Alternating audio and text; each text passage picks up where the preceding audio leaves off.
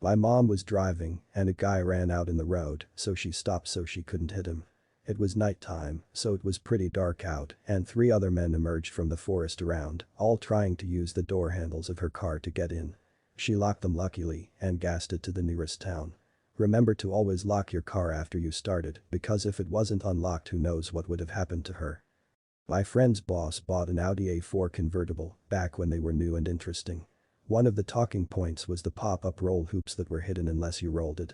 A few months after buying it he got to test those roll hoops out as he lost control and skidded down a steep bank about 10 meters, 35 feet deep. The roll hoops did their job and he survived with just cuts and scratches from the bushes he'd plowed through.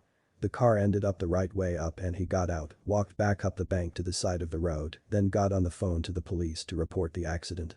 While he was standing there, a driver from a car that had seen the accident came over to speak to him. Approaching from behind, the other driver asked if he was okay. My friend's boss turned around to reply and dropped dead. His neck had been fractured but was in one piece right up until he turned his head when it severed his spinal cord. My mom's friend had a small house and lived alone. She noticed weird things. A batch of soup depleting faster than usual, missing eggs, damp towels in the hamper when she hadn't used any, extra dishes in the dishwasher, etc. This went on for months. She thought she was just being forgetful. One day she heard some thumping around in her attic and went to investigate. She found some makeshift living quarters. Small radio, hot plate, sleeping bag, pillow, food wrappers, etc. She called the cops who came to keep an eye on the place. They ended up catching a homeless man climbing a tree, trying to sneak into her attic window. He had been doing this almost daily. He would wait for her to go to work, then go downstairs and help himself to food and amenities. The funny part about this story is they got to know each other throughout the ordeal, and the guy was actually very respectful, just down on his luck. She didn't press charges, instead, let him move in, helped him get a job, and he lived in the attic until he got back on his. Various torture murders are probably the most horrific things I've read about. Junko Furuta, who was a perfectly normal girl until she was kidnapped off the street by a gang for no reason, purely wrong place, wrong time, according to Japanese sources, and unimaginably raped and tortured to death over 44 days. Kiki Camarena, a D agent in Mexico who was kidnapped by the Guadalajara cartel and tortured to death over about 3 days. His story is the central focus of the show Narcos. Mexico, but from what I've read, his death was even more brutal than what they make it out to be. A detail consistent in both is that they brought in a doctor to revive him numerous times when he got too close to death and keep him conscious so he couldn't pass out from the pain. Kelly Ann Bates, who was groomed from a young age by a scumbag who eventually killed her slowly over the course of about a month in their apartment. Her injuries were so horrific the jury at the guy's trial had to get counseling. For example, her eyes were missing and there were stab wounds in the sockets. Sylvia Likens, whose parents left her in the care of a woman who both personally and with the help of her children and their friends degraded, tortured, and killed over several months. The Hello Kitty murder in China, where a man and his about 13-year-old girlfriend kidnapped a prostitute who had supposedly stolen from him, even though sources say she had paid him back with interest, tortured her to death, and then stuffed her corpse into a Hello Kitty toy. Baby Brianna, a newborn whose mother, father, and uncle tortured and raped her from the second they brought her home from the hospital until the second she died. Baby P, a British toddler whose mother let her boyfriend torture him to death. His back was broken in his last days of life. Honestly, there are just so many. I work at a max security prison and we have several inmates who are severely mentally ill. The ones that self-harm wear a Fitbit kind of thing to monitor heart rate if there is a change. We rush their room to stop whatever is happening. On top of this we also do visual inspections. On one round a coworker was doing cell checks and noticed this particular inmate had blood on their face, but nothing came up on the monitors or anything.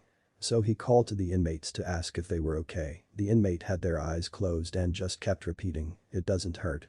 The inmate would not answer where the blood was from.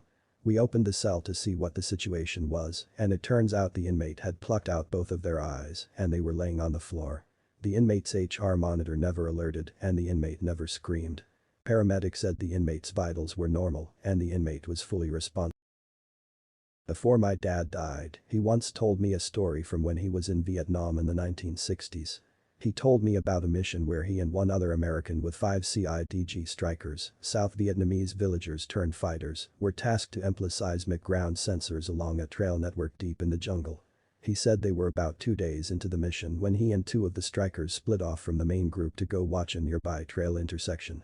He said the jungle was pretty quiet that day, just the sounds of birds and bugs and an occasional monkey.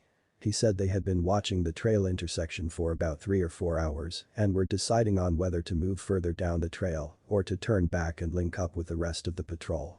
Before leaving the cover of the brush, my dad said he checked the trail ahead of them one last time and prepared his men to move. Now here is where the story gets interesting, and he told this part with absolute dead seriousness. He said just as he started to step out onto the trail, he sees a light-skinned black Union cavalry soldier in full battle gear laying alongside the trail just shy of the intersection. My dad said the Union soldier had 2 pistols, a Spencer rifle and a short curved club at his hip. As my dad was trying to process what he was seeing, the soldier looked directly at him and smiled. Then the soldier slowly placed a finger up to his lips as if to tell him to be silent and then motioned my dad back off the trail. My dad said he signaled for his men to remain hidden, and he recalled that as he slipped back into the jungle on one side of the trail, the Union soldier did the same on his side of the trail. Less than 10 seconds later, he said the lead element of a group of NVA, North Vietnamese Army soldiers, walked right through the trail intersection some 30 feet away.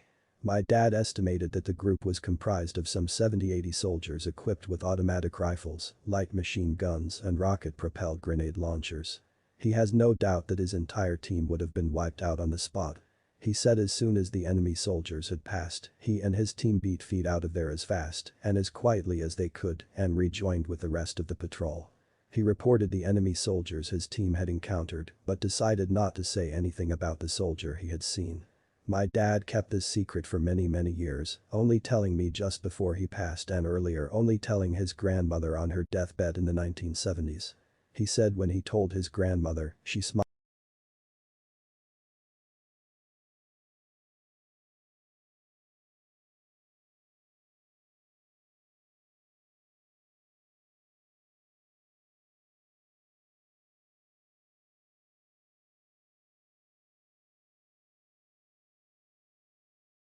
Nishaber train disaster is something that reminds me how death can come at any moment. A train with 51 wagons of sulfur, fertilizer, petrol and cotton wool somehow broke loose and rolled down the track about 20 kilometers until it derailed in the town of Cayam, Iran. There were no humans on board. Chemical leaks ensued and authorities tried to extinguish whatever fires broke out. At one point, the whole thing explodes. And it really explodes. The whole town of Cayam is literally demolished, 3 nearby towns are badly damaged, and it was heard 70 kilometers away. The wreckage continued to explode for several days after. Around 300 people died and more than. When my aunt was about 16, she was working at a grocery store and had a boss in his mid-20s. One day he called the house and was begging her to sneak out and hang out with him. She was considering it because it was her boss and she didn't want to say no. My mom, who is 2 years younger than her, always gets these incredibly spot-on gut feelings. She had one that night and begged my aunt not to go out with him. Thankfully she listened to my mom and told him no, which made him really angry. He ended up going out that night and meeting another girl. He took her out to some cliffs and raped her and pushed her off. Somehow she lived through this and was able to get him sent to prison. I feel so sorry for that girl and so thankful for my mom and her gut feelings. Always try.